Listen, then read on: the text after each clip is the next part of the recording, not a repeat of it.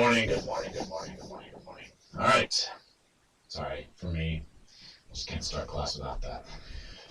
Today, we are going to be talking about Euclid's elements. Euclid is sort of the father of geometry in a lot of ways, and working through Euclid's elements is going to give you a pretty good understanding of the way geometry is thought about, has worked. You're just going to be better at geometry after all. So let's get started. The way I am hoping to handle this series, or at least to structure this series, is that I will be building a PowerPoint and talking you through the concepts that are involved in Euclid's Elements. That is the book, The Elements, which is his geometry book. And as I do that, I'll be building this PowerPoint, I'll be explaining the elements as I build it, and then you will have the PowerPoint available to you afterwards. To kind of go back through and do any review with and so forth. So today we're going to start right at the beginning of the book, Euclid's Elements, with his definitions. So there we go, Euclid's Elements, the definitions. So in order to do his geometry, that is to understand how spatial math works, Euclid decided he needed to start by explaining how he was going to be using certain key terms in the book. So the first, and those are his definitions. There are a total of, let me get my copy of Euclid's Elements going here. Together. There are going to be a total of 23 definitions. And then there's a little bit more fun after that, but we're going to start with 23 definitions. We're not going to go through all 23 today. In fact, what we are going to do today are the first 5 of Euclid's definitions. And the first of those definitions is the point. And now, I don't know how much you've ever thought about a point exactly, but a point is a funny thing because a point is location without any any substance. A point is a location that does not have any width to it, it doesn't have any length to it, and it doesn't have any depth to it. Euclid, in fact, defines a point as, in the following way, I should say. He says a point is, let's put point in italics here, is that which has no part. So there are no parts to a point. It's location, it's real, it's a thing, but there is it doesn't take up any space. So how can that be? Well, let me give you an example. And again, we're doing all of this in PowerPoint, which makes it fun, but I think we can do this. I'm going to need some shapes for this. So let's take a rectangle there, and I don't want it to have an outline on it, so we go to the outline, and then let's just copy that rectangle and make another one. Just hit copy and paste there. Now you can't tell the difference between those two, so let's give the second rectangle a different color. We'll fill this one with a little green, I like green. And now we need a third rectangle just to make this work really nicely. So we'll make a new one, move it over here, and I'm going to fill this one. With red. Now, what is interesting and important for Euclid, and for talking about a point and how a point can have no part, is that we just created a point. I don't know if you can see this. Let me put a circle around it for you. Grab myself a circle, and let's circle a point. This right here, now you can kind of see it because it's transparent. We'll have the tool highlighted, but I'm going to let go, and then we'll fix it. Let's take care of the fill here. We don't need fill. Let's give it a nice, bold outline. There we go. There's a nice circle. Right there at the center of our circle is the point. It's where the blue and the green and the red rectangles all meet. There is a spot there, and that spot has no breadth, or has no width. It has, oops, sorry about that. That spot has, there's our spot. That spot has no width, it has no length, and it has no depth, but it is there. There is, you can tell, there is a location. That is the one point where all 3 of these shapes meet. So that's a point. And for Euclid, it is really important to understand. All of these definitions are going to be really important, sorry.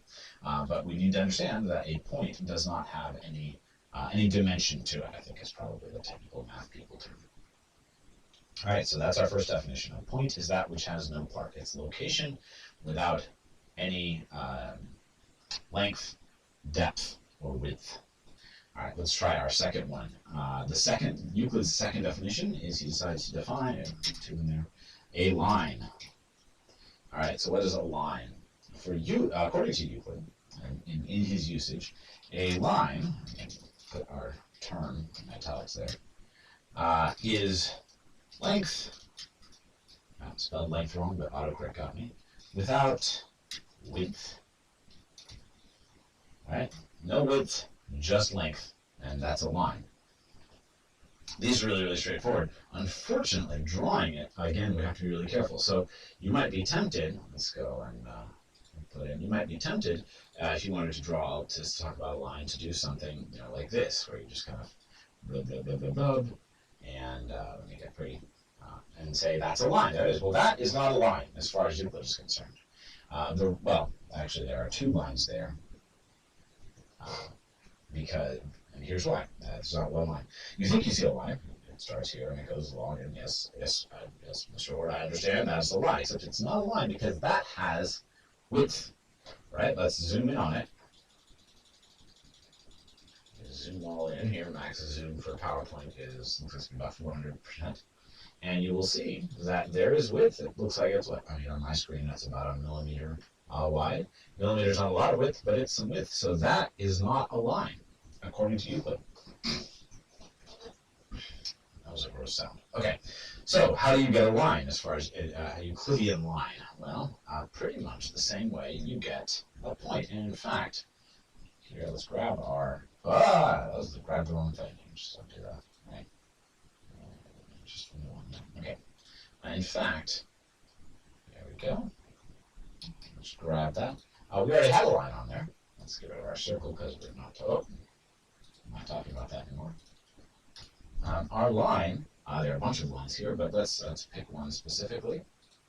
And I will put a rectangle around it this time. Take out the fill. I gotta get rid of that line. Let's go. Okay, so just take out the fill. No fill. And make the outline black. And there we go. There we go. Okay, so the line starts, really it can start here, and it can go until the end of the red, sort of the bottom of the red rectangle here. In fact, let's just make that clear. Let's just say that the bottom of our red rectangle is a line. It is, but it's not the bottom of the red rectangle, I should say. It is the place where the red rectangle and the green rectangle and the blue rectangle, like this border between them. The border itself is the line, because the line, Euclidean line, has no width. You have to sort of imagine it. You can't actually see it. Let's go ahead and take our not a line and put that up there just to make this all sort of weird. So a line is like a point, but it does have length, right? It's length. It's a point that you take and you stretch it out in one dimension. You stretch it out and make it length. But it still has no width. It still has no depth. All right. Move on. Let's move on to our third definition. In our third definition, he is going to talk about Euclid talks about the extremities of a line. Extremities. It's a great word. Let's see if I can spell it. I did. Line. All right, so we're going to go back to our old friend, the line. Let's just copy that and paste it over here. I know I'm jumping the gun here, but I'm really excited about the extremities of a line. All right, so we're going to move that over here for a little bit. And let me give you Euclid's definition. According to Euclid, the extremities of a line, extremities of a line are points. I guess the R should be italicized. The extremities of a line are points. What are the extremities? The extremities just mean the ends. So at the end of a line is here, and here's the other end of our line, and those are points. You can kind of tell that those are points, in fact, right? There's real location. Again, location without any length, breadth, or length, width, or depth. No length, width, or depth. And yet you have a whole line. That is, so that's the next thing. I guess the way Euclid wants to define the ends of a line is as points. All right. The next one. We got two more. These next two are pretty easy. Well, I take it back. The next one is a little difficult. The fifth is easy, so hold on, stick with me here. We've got an easy one coming after we make it through number 4. Number 4 is he wants to define a straight line. I guess we don't have I'm using the A, so yeah, I'll leave it there anyway. So according to Euclid, a straight line is a line which lies evenly with the points on itself. Now, you have to keep in mind that try different diagram for this one. So you have to keep in mind that a line has an infinite number of points on it because points take up no actual length, right? There's no length in a point, so you can put an infinite number. You can always divide, take any chunk of a line, and you can put as many points in it as you want. You can just keep adding points because you can just move some infinitesimal distance. I think physicists are starting to question whether that's true or not, but for our purposes, and definitely Euclid thought it was true, and for our purposes, we can treat it as true. So let's make it not straight line, since we've actually been dealing with straight lines. I suppose maybe I shouldn't have done that, but I'm not apologize. I refuse to apologize. Let us just instead let's make some not straight lines here for a second. Oh, no, that's not the one I want. I want this sucker. All right, so here's a not straight line maker.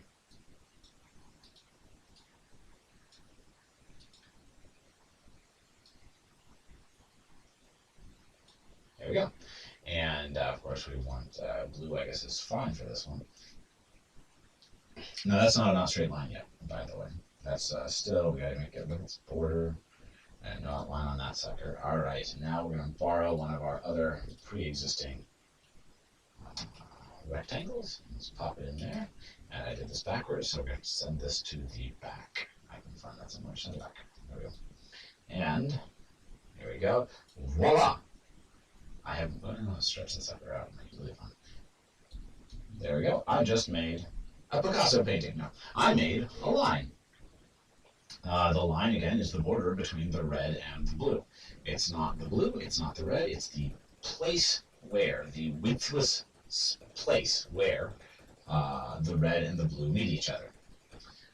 That would be a not straight line, because you'll notice that this line isn't straight. Why isn't it straight? Well, you want to say this is incredibly obvious, but Euclid is being very careful, so let's talk about it for a second. Euclid says this is not a straight line because any point on this line, if you pick a point and then you pick another point on the line, right, the angle from one point to the next point on the line above the line is different from the angle from that point to the next point on the line below the line. That's what he means by lies evenly. Since this is not a straight line, it means that there are points on this line where the angle, you can make it really easy if we pick some of these here. Let's pick some points here just to illustrate. So let's take this point right here. There's a point that circle sort of let's get no one outline. In fact, we want a black outline. What we don't want is a fill. Alright, here's our circle tool. So this I don't want that. I want the circle. Give me my circle. Give me my circle. There's my circle. Thank you, circle.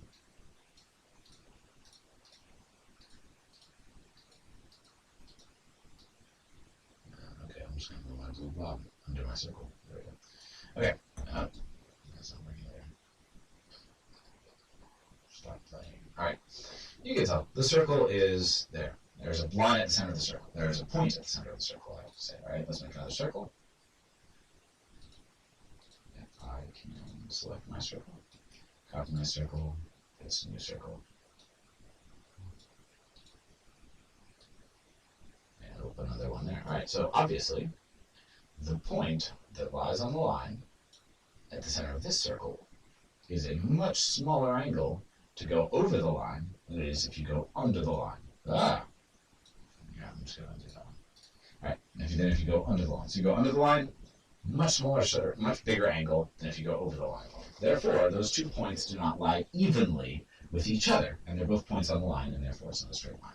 But so we need a straight line. So let's make a straight line. Hopefully you see this, you know what's coming here. I'm going to copy one in here. We're going to paste it in. I'm going to send it to the back because, again, I'm doing it backwards right now. And let's make a straight line. Boom! There's a straight line, right? Straight line is the border between the red rectangle and the yellow and the green rectangle. That's a straight line. Any point on that line, get my points again here. So any point on this line, no matter where I put it, is going to be the same angle between the 2 points on this line, whether we go under or over. Now, we want to call that a 180-degree angle if we know anything about geometry already. But talking about degrees is, that's really getting ahead of ourselves. Euclid is not going to be talking to us about degrees. He's not talking about 180 degrees. He's not going to be talking about 90 degrees. He's not going to be talking about 360 degrees. He's just going to be talking to us about equal angles. Are angles equal? Are they bigger? Are they smaller? That's all we're going to get from Euclid. All right. So a straight line is a line where all the points on it are even with each other. That is, if you pick any point on that line and any other point on that line, you're always going to get the same angle whether you go over the line or under the line. That's all we need. Okay. Our fifth and final definition for today, definition number 5, is a surface. Surface is the easiest, I think, of these definitions so far. So according to Euclid, a surface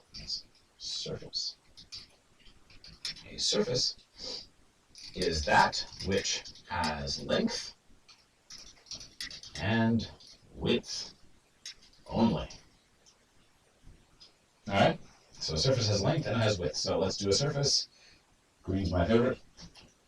Samson's my favorite color. There's a surface. It has length, it has width. It doesn't have any depth, and because it's on a computer screen, it really doesn't, right? You're probably used to these, right? So any two-dimensional object, if it's really two-dimensional, it is surface. It's a surface. You just need to remember that if we took, it's always tempting to take something like a piece of paper and say, look, this is a surface. But a piece of paper is a surface. It has a front and back. It has a tiny, tiny, tiny bit of width. I think it's, measured in micrometers or something. But it does have some width to it. One side of the paper is a surface. But you can't have an object. You can't actually touch or pick up anything that is only a surface. So that's what we need to know. So a surface is that which has length and width only. So that's a surface, but also our blue blobby googly spot here. This is blue blobby googly spot. Our Picasso shape. Picasso shape. Let's bend our Picasso shape. Picasso shape is also a surface, right? So it doesn't need to be all right angles or rectangular to look pretty. I don't think our Picasso shape is at all pretty. It looks like a wrench or something. I'm not even sure what it's meant to be. But whatever it is, it's the surface.